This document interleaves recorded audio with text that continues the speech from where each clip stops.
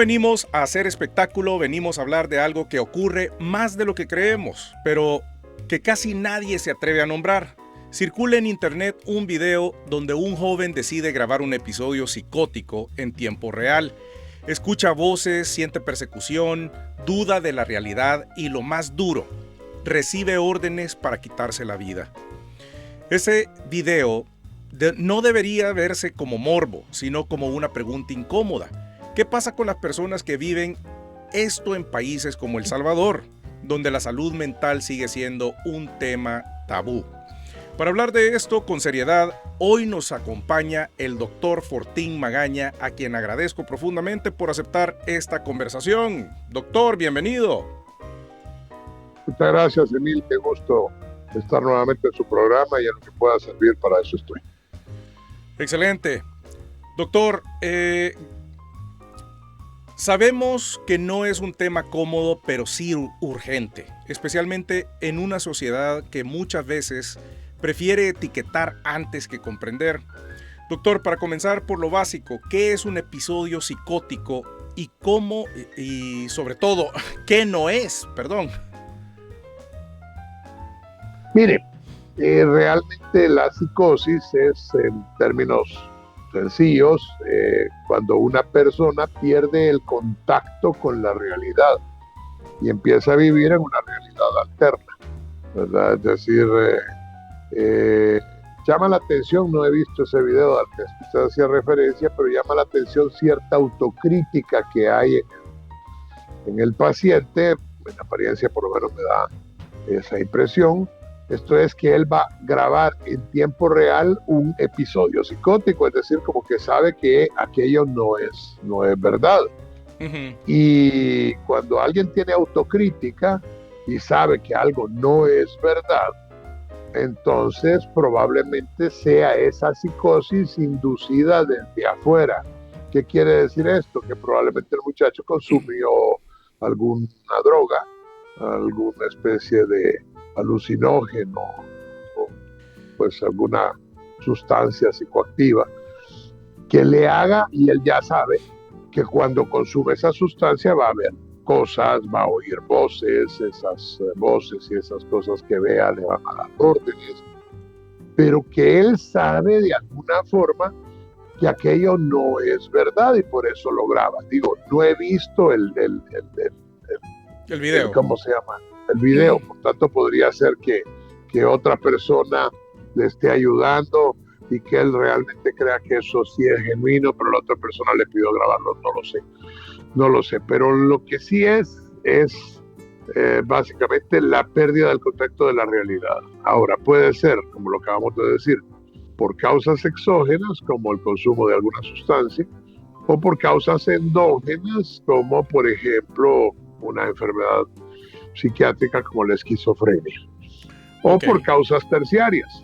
Esto es porque la persona tiene una epilepsia del lóbulo temporal, por ejemplo, y entonces cuando el foco epiléptico se activa, pues esa persona empieza a ver cosas o a oír voces. Los detractores de la Iglesia Católica normalmente tienden a decir que las visiones salvíficas que tienen los santos son debidas probablemente a fenómenos como ese de una alucinación por una epilepsia del lóbulo temporal. Describen, por ejemplo, que Saulo de Tarso, para los cristianos San Pablo, pues realmente lo que tuvo fue un brote psicótico cuando cae del caballo que se activa una epilepsia o un fenómeno o un foco epiléptico del lóbulo temporal. Hay cosas en contra de este argumento, como por ejemplo pues que eso no puede ocurrir en un fenómeno psicótico, que es la pronosticidad de lo que iba a pasar. En el fenómeno psicótico no puede suceder que la voz psicótica le diga que se vaya a tal lugar y que ahí va a encontrar a alguien que le va a dar acogida y no sé qué y no sé cuánto. Uh-huh. Eso sería contrario, digamos, al fenómeno. Pero igual los detractores de la iglesia han sugerido que se trata de un episodio relativo a una epilepsia de lóbulo temporal. ¿Qué diferencia hay entre una alucinación y un pensamiento? Las alucinaciones son parte de la sensopercepción, la idea delirante, que es lo que marca el fenómeno psicótico, es parte del pensamiento. Y esto es importante porque una persona tiene que pensar que aquello es verdad. Entonces, entonces se definen ideas delirantes como cualquier idea o conjunto de ideas que no guardan relación con la cultura del sujeto y que son irreductibles, que son absurdas y que son irreductibles bajo cualquier razonamiento lógico. Por ejemplo, si un salvadoreño o un mexicano está tomado, va en el campo, ve a la Llorona, oye a la Llorona, pues ese puede ser un fenómeno psicótico o puede ser un fenómeno cultural. Si este fulano creía en la Llorona, en Salvador se diga la ciguanaba, pues no, si ya creía en eso, es solo parte de su constructo de ideas culturales, que se ve afectado porque efectivamente a quién se le aparece la ciguanaba, por ejemplo, a los hombres trasnochadores que salen mal de su casa y que regresan peor. ¿Por qué? Porque van a tomar. Entonces a esos, a los que están tomados, se les aparece la ciguanaba. Pues eso probablemente sea un cuadro de una alucinosis alcohólica. Pero realmente, como creen en esto, entonces terminan diciendo, no, pues era la ciguanaba. Pero la cuestión es que idea delirante está en el pensamiento y tiene que ver con parte de ese contenido del pensamiento en donde el ser humano pues tiene ideas raras, ¿verdad? En cambio, alucinación es parte de la sensopercepción, es decir, cómo se percibe o cómo percibe alguien a través de los sentidos. Y esto tiene que ver con las dos alteraciones sensoperceptuales que hay, no sé cómo se dice, percepción, sensoperceptoriales, a saber cuál es la palabra. Okay. Pero la cuestión es que esto es las alucinaciones, que pueden ser visuales, táctiles, olfatorias, auditivas, por supuesto, y las ilusiones, que son una percepción distorsionada a partir de un objeto. Por ejemplo, en la noche, en la penumbra, yo veo ¿cómo se llama? Que la cortina del cuarto que se mueve porque hay viento, me estoy imaginando una escena, entonces ya digo, uy, es un fantasma. Entonces esa es una ilusión visual, ¿verdad? Es una ilusión visual. Ahora, si no hay tal cortina y yo abro los ojos y veo a un fantasma que me está viendo a los ojos, entonces eso es una alucinación.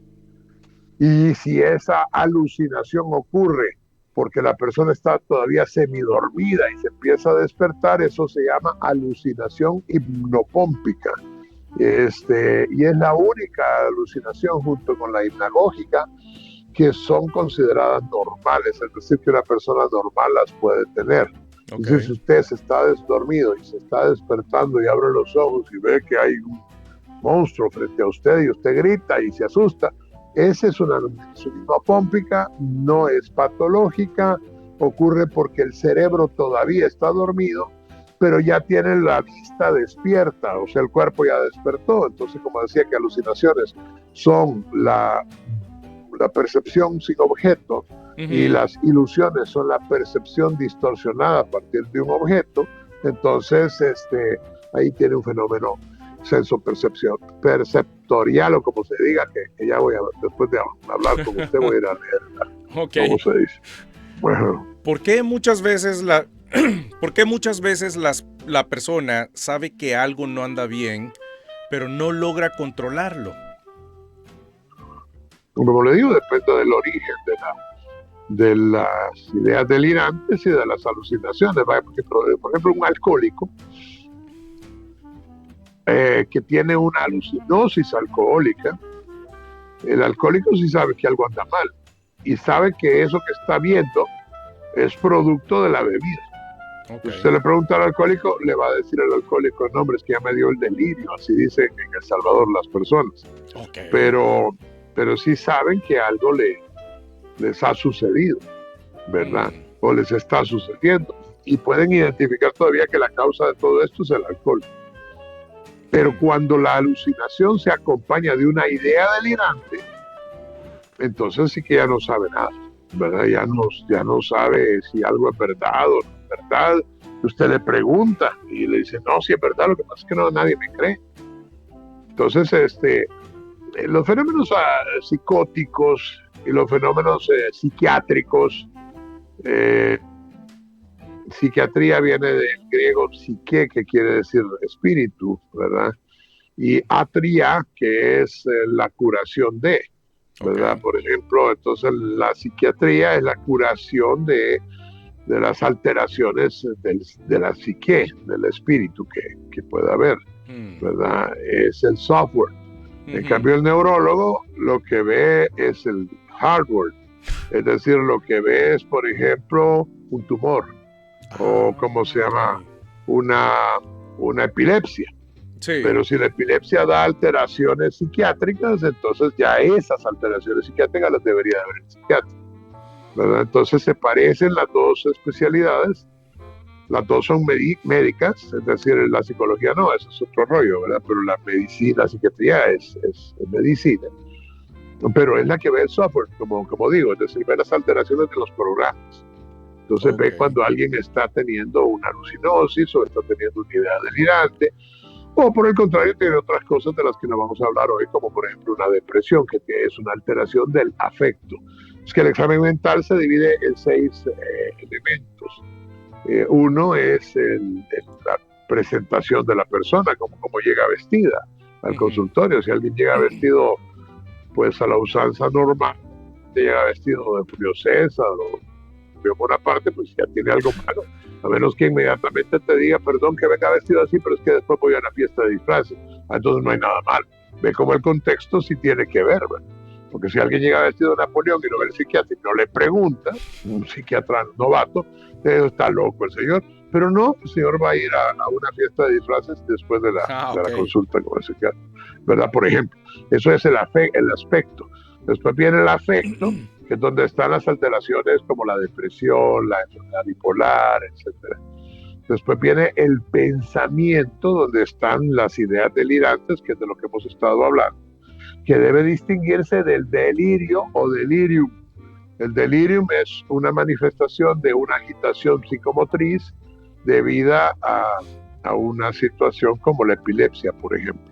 Hay personas que en vez de convulsionar se mueven todas y andan de un lado para otro, o cuando una persona tuvo un accidente de tránsito está toda agitada, esa agitación es delirio, o delirio en español, porque delirium está en latín, sí. Entonces delirio en español. Entonces la gente dice, tiene delirio, no, pues, eso es delirio. Las ideas delirantes son otra cosa, esas son delusions en inglés, ¿verdad? Sí. Las delusiones. Ahora, ese es el pensamiento. La psicomotricidad es los movimientos que tenemos porque estamos agitados o estamos muy inhibidos, si estamos deprimidos o si estamos maníacos o lo que sea. Y por último viene la sensopercepción, que es donde están las alucinaciones y las ilusiones de las que también hemos hablado. Y el sensorio, en donde está nuestra percepción del entorno. Es decir, estamos o no orientados en el tiempo, el lugar, la persona y todas estas cosas. Y la sumatoria de todo esto nos sirve para hacer diagnósticos. Por ejemplo, una persona con una epilepsia del lóbulo temporal que está teniendo alucinaciones no tiene orientación temporoespacial porque está alterada. Entonces se le pregunta, ¿y en qué año estamos? Y como esto es frecuente en viejitos, pues el viejito te dice, no sé, tal vez 1932, por ejemplo. Okay. Y cuando digo viejito no me refiero a una persona ya mayor como este servidor, que ya tiene 63 años. No, me refiero a un ancianito de varias décadas más, que podría o no comportarse raramente, porque un anciano ya de 75 años o de 80 años, por ejemplo, pues hombre, es una persona que puede ser totalmente normal y un hombre muy valioso, ¿verdad? Pero también más frágil. Hay que entender que ya está en la ancianidad. ¿Cuál es el caso, ya que está de moda, del señor Norman Quijano, por ejemplo, que es un hombre de 80 años? Ya es un hombre mayor. Wow. Sí, un hombre mayor que lo van a matar en la cárcel, ahí en El Salvador. O sea, sin hablar de eso, pero lo van a matar en la cárcel porque para eso lo llevaron, pues, para matarlo. Sí. Y va a ser otro de tantos casos como Eugenio Chicas o como cualquiera de las otras personas que no van a salir nunca de la cárcel por designios de quien gobierna el país. Ahora, en el caso salvadoreño, el trauma, silencio y estigma. El Salvador es un país marcado por guerra, violencia, miedo y control. ¿Cómo impacta ese contexto en la salud mental de la población, doctor? Eso es bien interesante y es una pregunta que vale la pena hacerse y la vamos a contestar, pero tampoco hay que olvidar lo siguiente. Para que algo produzca se pueda curar, para que una enfermedad se cure, hay que entender primero que existe la enfermedad y hay que entender cuáles son los síntomas de la enfermedad, porque si usted cree que lo que hay no es enfermedad, sino que es lo normal, entonces usted no lo va a curar. Sí. No lo va a curar nunca. Lo normalizamos. Lo normaliza y entonces va a decir, esto es normal, ¿y por qué voy a quitar algo que es normal? Entonces, ¿qué es lo que provoca mayor susceptibilidad en poblaciones como la de El Salvador, que puede ser también la de Nicaragua, que puede ser la de Colombia, que puede ser la de México? ¿Cómo normalice, pero cómo entiende la psique alterada en estos pueblos? Pues eso se entiende a partir de que son pueblos que han vivido violencia. Que nosotros somos más violentos que los otros. Eso el otro día a un amigo mexicano le estaba casi como jactándose de eso. ¡Ay, que vas a poder arreglar las cosas si nosotros tenemos aquí al narco, que no sé qué! No, si es que eso los colombianos nos podrían decir lo mismo, ¿verdad? O los salvadoreños, que el país está lleno de narcos, probablemente en las esferas más altas. Entonces, pero no es de competir a ver quién tiene la peor tragedia, es ver cómo la resolvemos.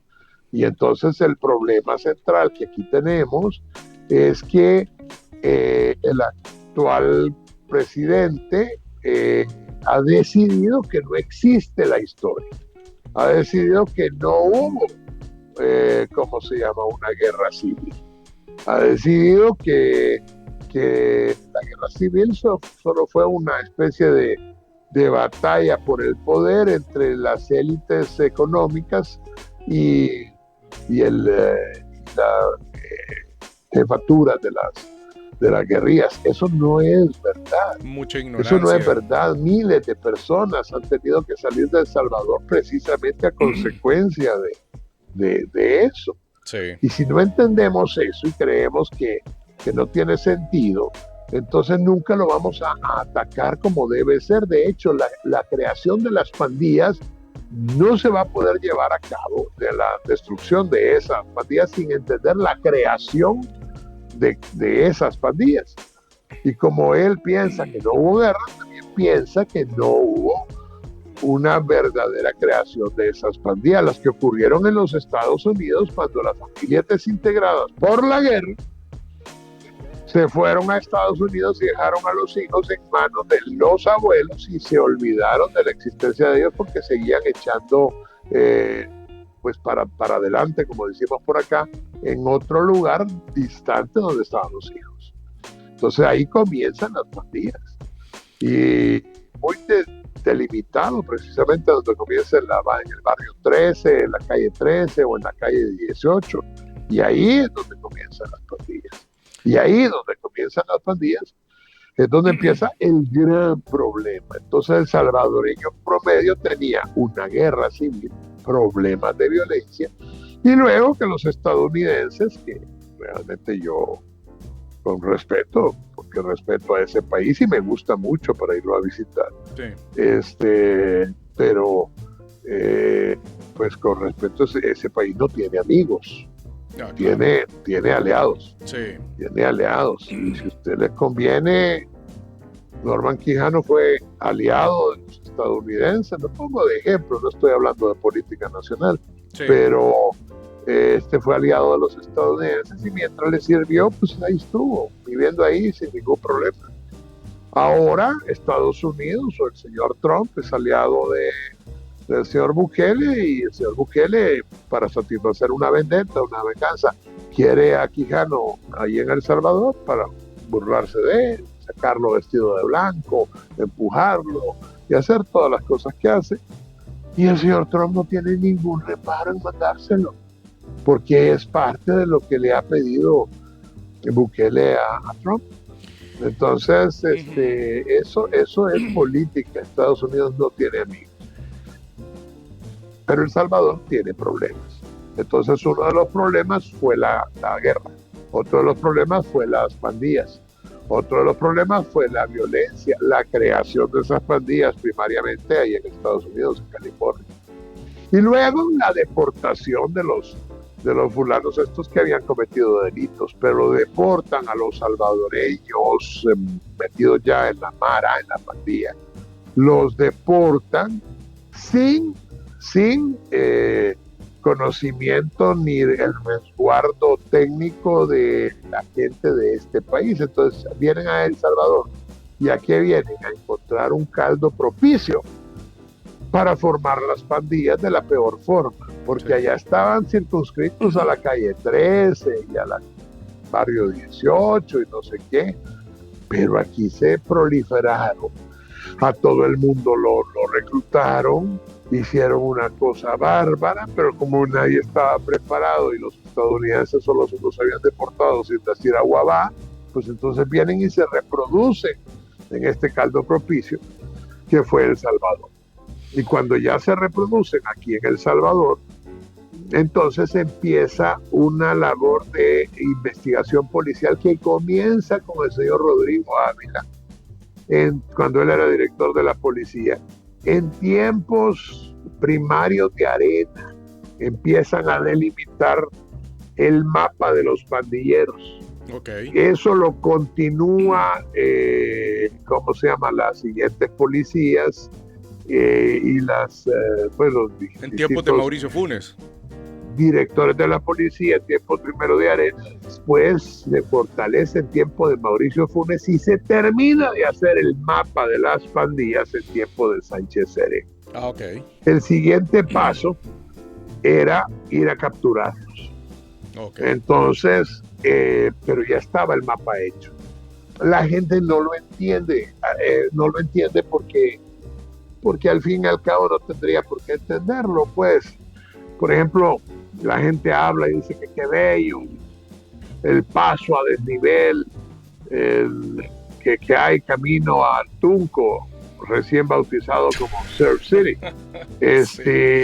Sí, pero es que ese paso a desnivel lo hicieron los estadounidenses en tiempos de Sánchez Serén. Sí. Y entonces el que lo inauguró fue este señor, pero el presidente actual, pero quien lo hizo fue Sánchez Serén. Sin embargo, la gente recuerda la inauguración.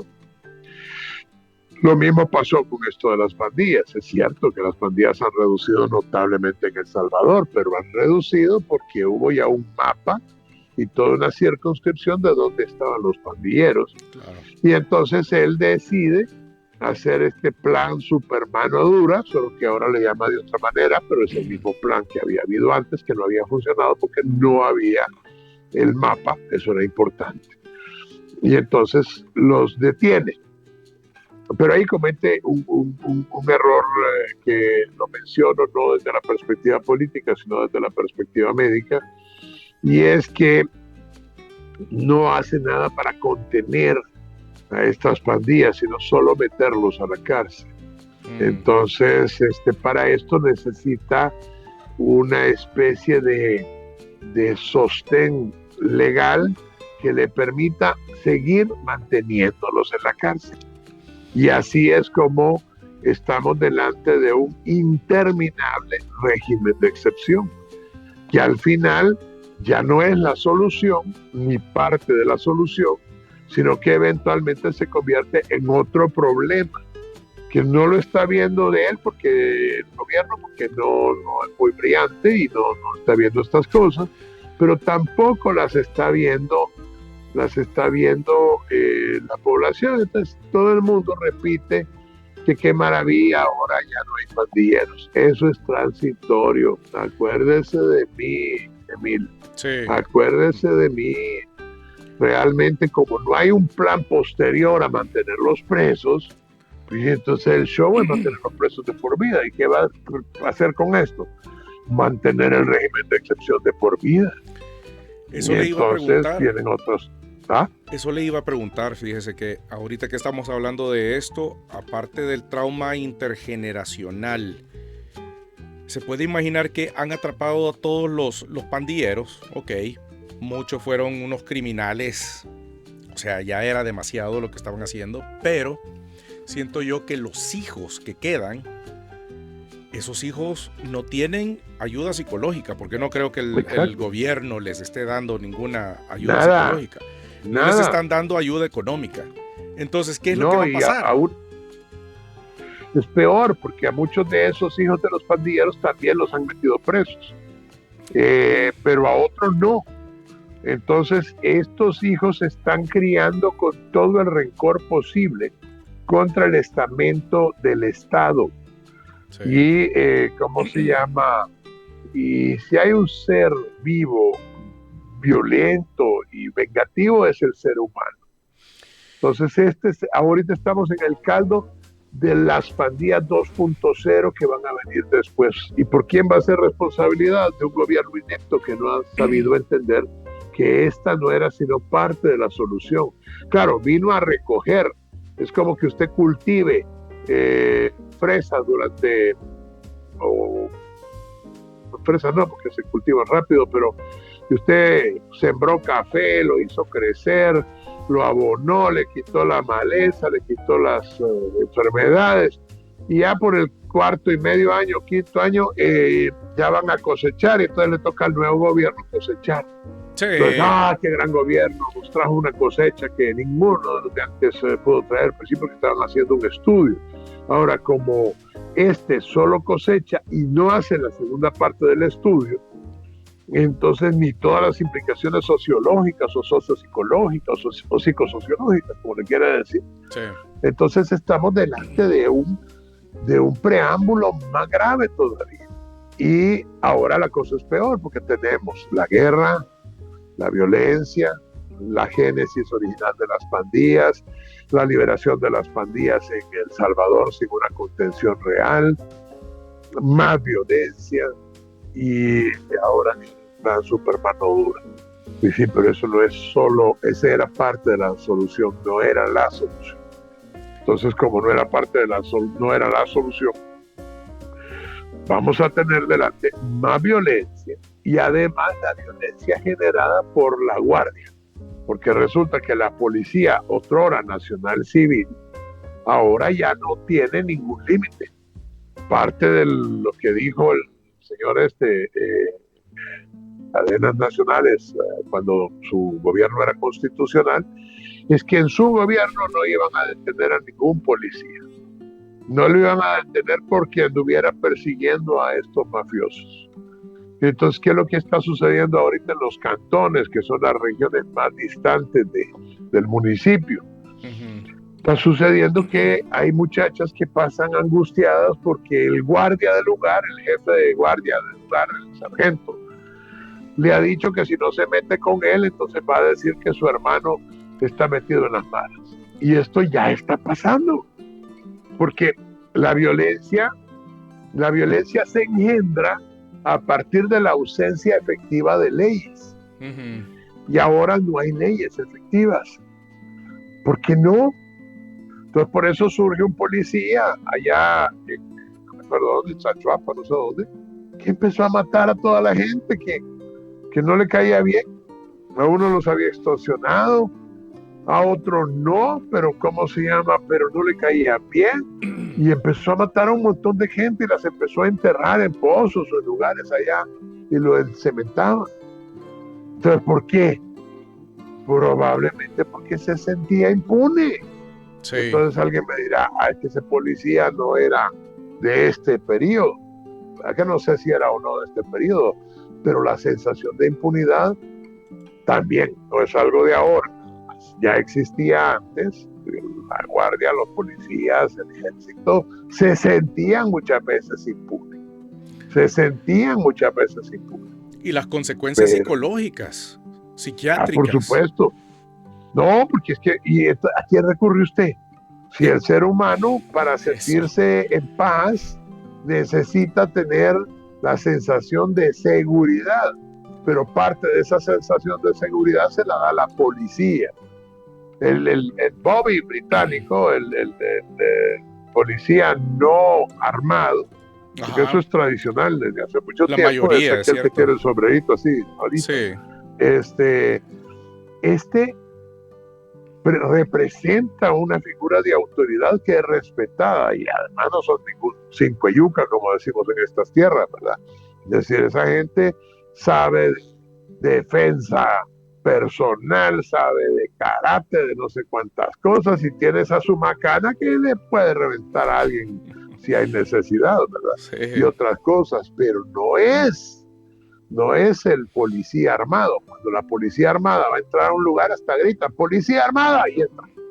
Y entran, porque ya deben saber los otros que vienen hasta con armas y que no se van a detener delante de alguien que les enseñe una pistolita o lo que sea. El Bobby está para cuidar, no sé si todavía les dirá, cuando yo era niño mi mamá sí les decía, no sé si todavía les dicen así a los policías. Bobby. A los policías. Sí. ¿Ah, sí? También les dicen bacon. Usted ya sabe por qué yo no le digo nada. Pues la cuestión es que ese policía es más una institución de protección, pero no de amenaza para la población, porque la policía armada es una policía represiva en todos lados. Sí. Ahora en El Salvador no existe sino la policía armada, pero ahora es una policía que no conoce límites. Por tanto, se ha convertido en este país como en otros igual.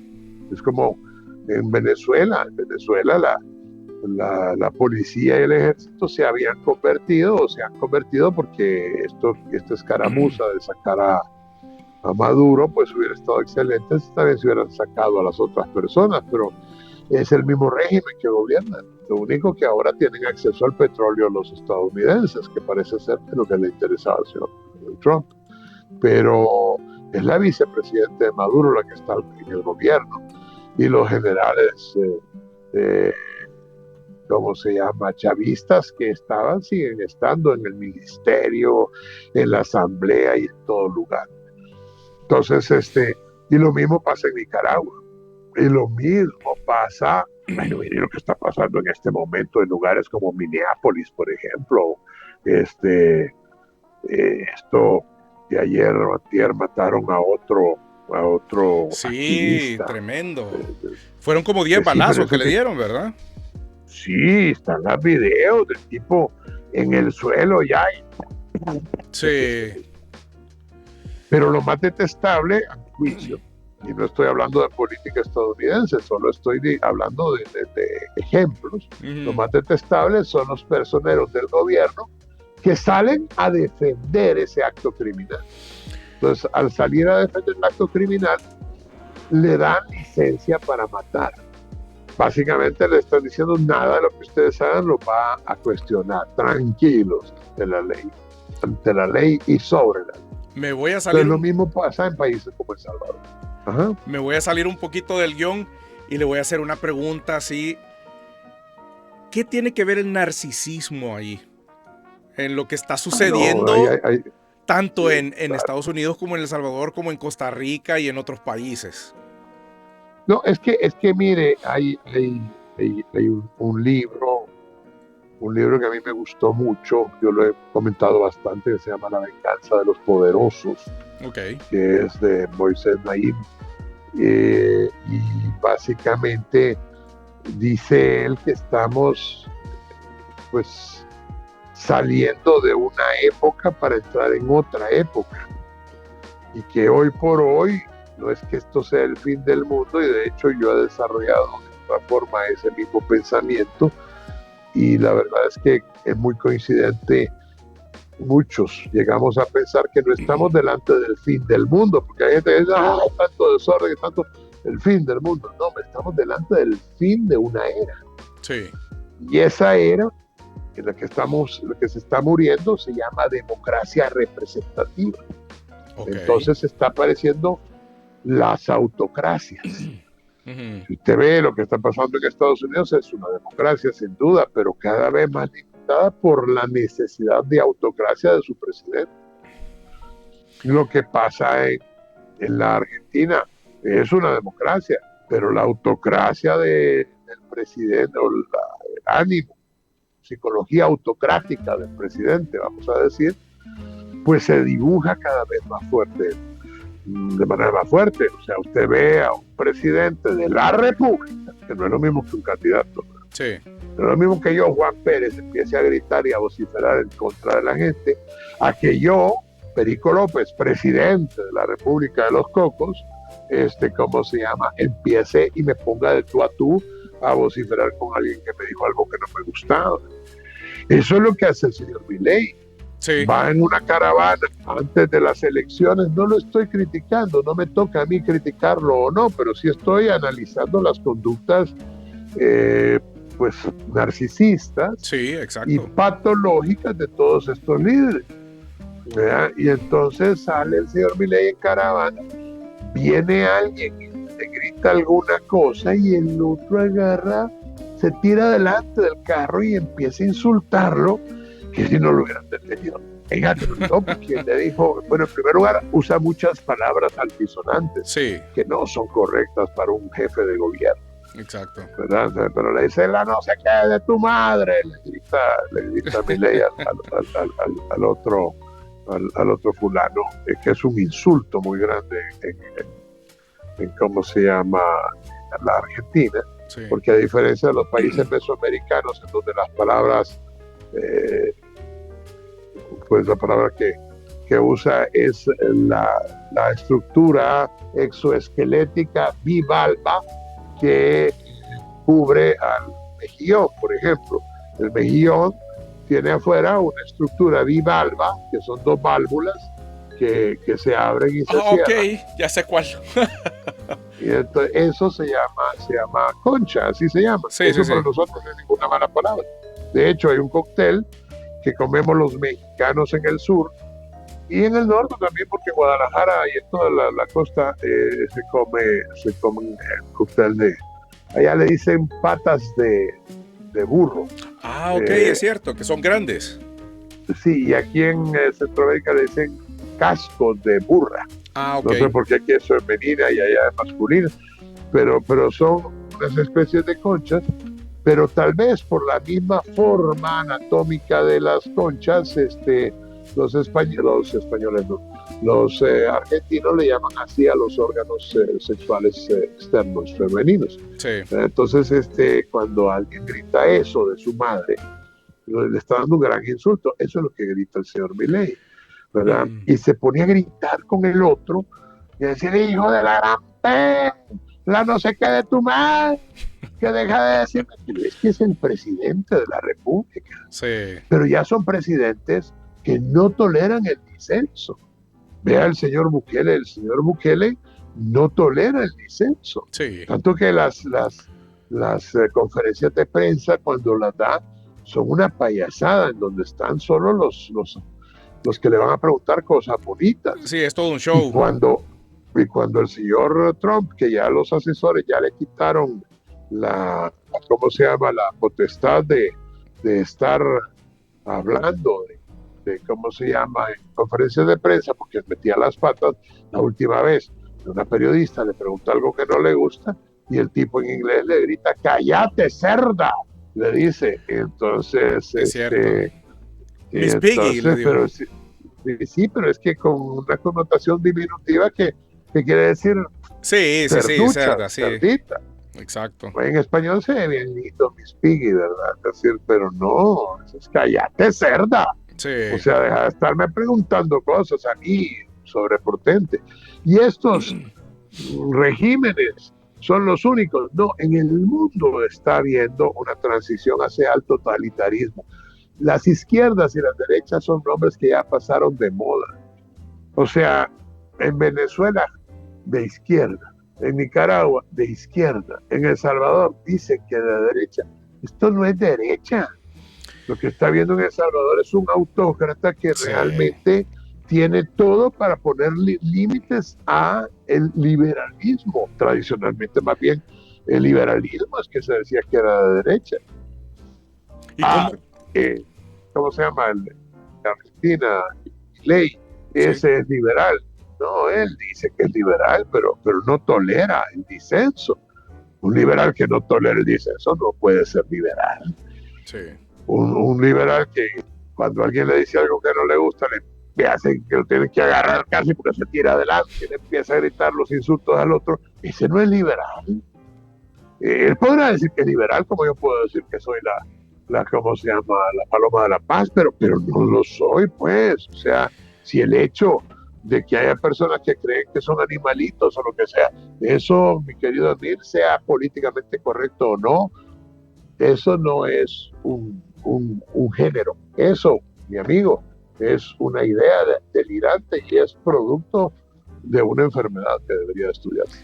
Ahí Sí. las historias. Y para celebrar que vamos a irnos a no sé qué, a una pausa que va a hablar usted, Ahora, me voy a comer una jícama que va a ah, estar ok, muy ok. buena. Entonces me pongo yo solo. Bueno, para el bloque 3 vamos a hablar de religión, fanatismo y enfermedad mental. Pero le iba a decir también sobre estos narcisistas que lideran estas instituciones, y me refiero a lugares religiosos, pueden ser iglesias o pueden ser mandatarios de cada país. Y es lo que yo no entiendo, cómo es que tienen tantos fanáticos, viéndolos a ellos como que son los grandes influencers, los siguen, casi que dan la vida por ellos. ¿Por qué? No lo entiendo. Ok, Sí, sí, sí, sí. No se preocupe que, ya me la comí. sí, que Ya me la aquí comí. vamos a hacer el corte. Ajá. Bueno, mire, es una cosa bien interesante. Uh-huh. Porque como le digo, estamos cambiando de era, en esta nueva era autocrática. Y usted ve un montón de personas, como le digo, ya de las izquierdas y las derechas son términos que van cayendo en desuso, y en donde las teocracias vuelven a surgir. Uh-huh. Las teocracias, como teocracia en Occidente, no la había desde la caída de Roma. O sea, con el césaropapismo y estas cosas. Después de la caída de Roma, estoy hablando del Imperio Romano de Occidente, surgieron los estados. Y los estados eran monárquicos y eran monárquicos absolutos, en donde Dios tenía un papel preponderante en toda la Alta Edad Media y la Baja Edad Media. Uh-huh. Pero no era una teocracia. En Oriente, el Imperio Romano de Oriente, se mantiene el concepto de una fortaleza cesaropapística, solo que allá no se llama papa, sino que se llama pues patriarca, pero el patriarca mantiene una relación con las figuras de autoridad muy intensa. Entonces ahí sí hay un establecimiento, no es una teocracia, es también una monarquía, pero esa monarquía se relaciona con la búsqueda de la religión como elemento salvatorio. La religión no es el problema, Emil. Uh-huh. De hecho, la religión normalmente da resiliencia, Sí, a los pueblos. es cierto. Es decir, cuando un pueblo ya no resiste la hambruna, el desastre. Mire, lo único que mantuvo a los irlandeses, ahora sí voy a hablar de mi patria, pero ¿cómo se llama? Lo que sí mantuvo pues, una de mis dos nacionalidades, que sí mantuvo los irlandeses cuando la gran hambruna, que todavía usted va a Irlanda, vaya cualquier día y va a ver que hay hasta monumentos a la gran hambruna, Sí. ¿verdad? Y entonces, porque se arruinó el cultivo de papas y porque las papas que quedaban, los ingleses se las llevaron ¿cómo se llama? No al continente, porque no era el continente, sino que la isla principal, que es la isla donde está Inglaterra, Gales y Escocia. Y aquellos en Irlanda se quedaron pues valiendo madre. Pues la cuestión es que lo único que los mantuvo vivos fue la fe. La fe realmente es lo que sostiene la resiliencia de los pueblos. Por ejemplo, en la Edad Media hubo un siglo que fue el siglo terrible, el siglo XIII. Puchica, pobre la gente que vivió en el siglo XIII, la gran peste, otra peste, la guerra de los 100 años, destrucción, y la guerra de los 100 años no era como aquí que allá los misilitos, no hombre, aquí era una de matancinga, la gente sin poder cultivar, llovió durante 3 o 4 años, pero llovió todos los días, pues, Wow. o sea, fue una cosa terrible, se anegaron los cultivos, se perdieron los cultivos, etcétera, etcétera, etcétera. No, el problema es que ahora hay líderes religiosos y hay fanatismo. Y delante del fanatismo, estos líderes religiosos se convierten en especie de ídolos. Ok. La idolatría es la adoración a un ídolo. Okay. Cuando uno adora a Dios, eso se llama latría en griego. Pero cuando uno adora a un ídolo, se llama idolatría, que hay que distinguirlo de la veneración. Okay. La veneración en latín se dice dulia. De manera que si usted venera la figura de su abuelo, la figura de su padre, ¿cómo se llama? La figura de Disraeli o de Winston Churchill o de... Es más como respeto. Lo hace por respeto y eso es una dulía. Okay. Y si usted es católico y usted tiene santos, o es anglicano y también tiene santos, o es ortodoxo y también tiene santos, usted tiene dulías. Okay. Ahora, la conceptualización de la santidad es diferente. Por ejemplo, un católico, pues los santos para la Iglesia Católica tienen que ser católicos. No necesariamente así sucede con la alta iglesia de Inglaterra, ¿verdad? Es decir, si usted va a la abadía de Westminster, va a ver una estatua de Monseñor Romero ahí. Okay. ¿Verdad? Pero ¿cómo se llama? Monseñor Romero no era anglicano, Monseñor Romero era católico. Sí. ¿Verdad? Entonces, pero hay una cierta veneración a esas figuras porque se consideran respetables. Pero bueno, ese es otro rollo. Es que podríamos hablar horas de todo, pero por cierto que a mí se me está acabando el tiempo ya. Pero sí, lo que le quiero decir es que realmente aquí hay una cosa diferente. En las autocracias aparecen los líderes religiosos o pseudo religiosos que usan la religión con propósitos políticos. Buena. Entonces, ahí es donde aparece precisamente alguien como el señor Bukele. Sí. Usted puede ver al señor Erdogan allá en Turquía. Usted puede ver en Hungría al presidente de Hungría, que ¿cómo se llama? Que es un autócrata también. Usted puede ver que están volviendo a aparecer el señor Trump, que utiliza la religión como un mecanismo. Ahora, yo particularmente, que soy muy conservador, a mí me agrada mucho que no anden matando niños en el aborto, pero realmente las limitaciones que hace no son porque él realmente y genuinamente lo crea bueno, es porque lo está haciendo desde una perspectiva política y utilizando la religión como un elemento político. Porque si el hombre fuera tan cristiano como dice, no tendría esa conducta con los inmigrantes y andaría mandando a matar personas. No es que las haya mandado a matar, no vamos a decir una barbaridad, pero que autoriza el uso de la fuerza delante de estas cosas y que sus lugartenientes después aplauden casi esas actitudes. Entonces ahí es donde viene la incongruencia.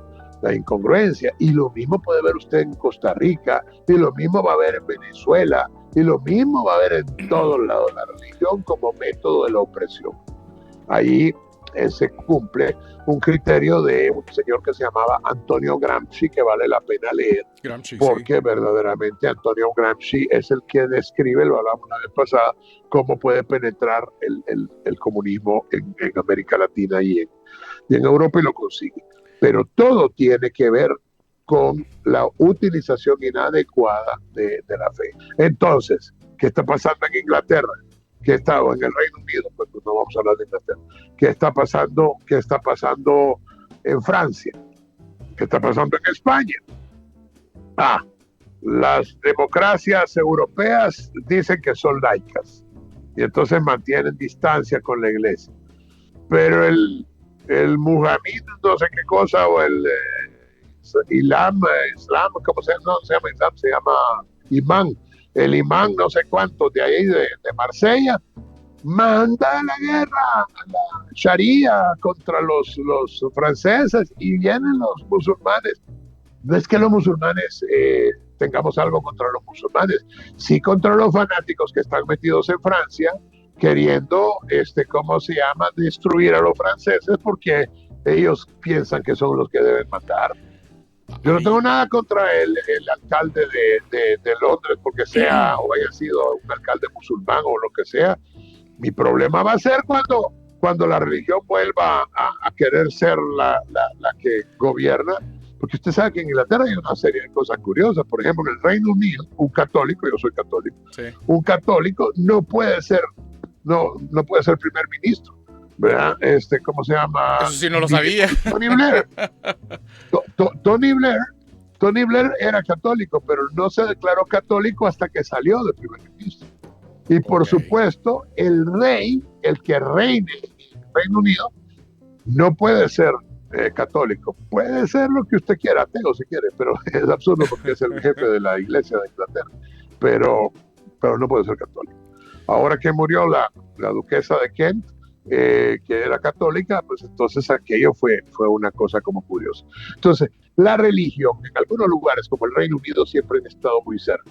Cuando Oliverio Cromwell, por ejemplo, vota a Carlos II, porque era católico, mata, le corta la cabeza, ahí empieza un problema que tiene que ver con...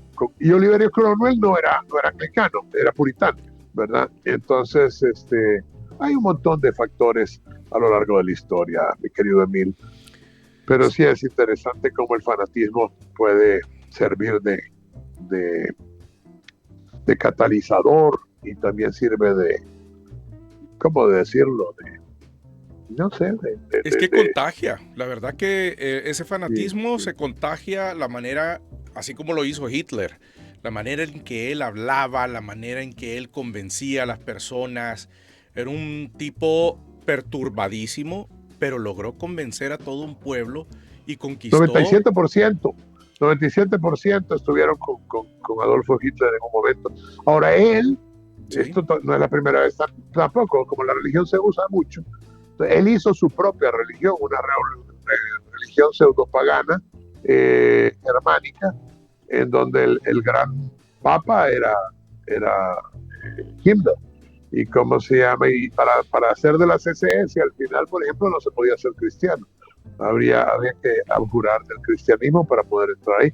O sea que la religión, no me estoy hablando de una religión, me estoy diciendo cómo las religiones se pueden usar a favor de un Estado totalitario, y vamos camino a esto. Lea, amigo mío que nos está viendo, la venganza de los poderosos.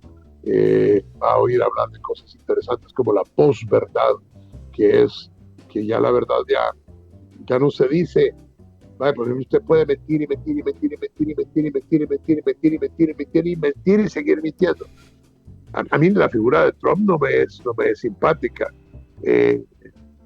Probablemente si yo fuera estadounidense votaría por los republicanos, pero no por Trump. Exacto. Porque ¿cómo se llama? Trump es un personaje que uno dice está enfermo, y de hecho yo como psiquiatra le voy a dar una predicción. Excelente. Antes de un año Ya no va a estar gobernando. ¿Y Eso es lo cómo que se yo pienso. llama? Porque él tiene una enfermedad que se llama demencia frontotemporal. Ok. Él padece de una enfermedad que se llama demencia frontotemporal, la misma que tiene este actor pelón, ¿cómo se llama? Bruce Willis. Ah, ok. Eh, Ok, sí, sí, sí. Biden no. Biden tiene una demencia de Alzheimer, pero la demencia frontotemporal tiene bloqueado el lóbulo frontal y entonces decís y hacer lo que querés decir y hacer sin ninguna lógica. Querés Groenlandia y querés Groenlandia. ¿Y cómo se llama? Exacto. Tremendo Bueno, eso. sí, así es la historia. Muy bien. ¿Cómo podemos reconocer a un narcisista? ¿Cómo podemos reconocer a un esquizofrénico? ¿Cómo podemos saber cuando alguien está, pues, Mire, algo enfermo? son cosas diferentes y con esta me despido, mi querido Emil, Sí, porque sí, ya sí, sí, sí, está tengo bien. pacientes, pero, pero realmente eh, esquizofrénico, pues tiene esquizos, quiere decir roto y frenos pensamiento, ¿verdad? Entonces tiene roto el pensamiento y tiene un montón de no de personalidades, pues, pero de facetas de la personalidad que están totalmente fracturadas, ¿verdad? Está fracturado el pensamiento. Usted lo ve y dice, está mal de la cabeza. En cambio, el narcisista no, porque en el narcisismo él está en el centro. Es la Ujú. personalidad premórbida, ¿verdad? Ocupando al señor Trump como Y busca ejemplo una de reacción, ¿verdad? narcisismo. ¿Mande? Busca una ¿Ah? reacción el narcisista. No, sí, busca una reacción, pero además de eso cree que se lo merece todo. Ajá. Llega la señora Corina Machado allá con un cartón que dice que es el premio Nobel, se lo entrega y el otro lo recibe. Y que de verdad hay que ser un gran narcisista para recibir esa cosa Sí. y creer que de verdad que le dieron el Nobel, pues. Porque él de verdad cree que ahora ya se ganó el Nobel. Sí. O va y se pelea con el ministro de Noruega, no sé de dónde, ¿verdad? Es decir, a pelearse porque no le habían dado el Nobel en su oportunidad. Y Bueno. después que recibe el Nobel le da una patada a la María Corina, no sé Corina cómo se llama, Machado, aquí no sí. sé ni cómo se llama. Y entonces, ¡pum!, que se vaya. Y se va y él se queda con su Nobel de la paz. ¿Verdad? Y entonces en otra ocasión viene y dice, como no me dieron el Nobel, ya no tengo necesidad de hablar de la paz. Yo que he quitado 8 guerras, pero eso es parte ya de una idea semidelirante. Pero volvemos a la posverdad de Moisés Naim. Esa es la posverdad. Yo miento y vuelvo a mentir. Al final no me creen, pero eso no es lo importante porque no lo estoy diciendo para que me crean. Lo estoy diciendo para que la gente ya no sepa distinguir entre la verdad y la mentira. Entonces ya la verdad es un valor etéreo que no tiene valor ninguno. Valor que no tiene valor. Sí. Y eso es lo que sucede en este mundo. Y todas las mentiras que dice el señor Bukele. Sí. O sea, las mentiras que dice el señor Bukele son realmente insoportables. Si usted las viera individualmente como mentira, que iba a ser ¿cómo se llama? Un El, cohete que iba a ir a poner no sé qué satélite a no sé dónde, que iba a hacer una planta de energía nuclear, que iba a hacer 3 escuelas, primero dijo 5, después 3, después 2 escuelas por día, y lo que ha hecho es cerrar un montón de escuelas, que el tren iba a del hacer los Pacífico. hospitales más modernos del mundo, y lo que ha hecho es cerrar el Hospital Rosales, que iba a quitar la deuda externa, y El Salvador tiene 2.900 millones de dólares más de deuda en los últimos 4 años, etcétera. Ya me tengo que ir, Ok, pero bueno, aquí despido. Doctor Fortín, gracias por ayudarnos a mirar donde normalmente apartamos la vista. A quienes nos escuchan, pedir ayuda no es debilidad, entender es el primer acto de humanidad. Y Muchas gracias. El primer acto de curación, Sí. porque cuando usted no ve un problema, no lo enfrenta porque no sabe que existe. Por eso el problema que tienen países como El Salvador es que al negarse a la historia, pues resulta que no pueden ver los problemas que esa historia trajo y no los pueden resolver. Estamos delante de un gran problema. Estamos Doctor, comenzando en cada ocasión. ¿De acuerdo? Doctor, muchísimas gracias, bendiciones y un gran abrazo, ¿me oye? Siempre es un placer tenerlo aquí. Igualmente, cuando quiera, seguimos platicando. Bueno, muchas gracias. Adiós. Emil Klein.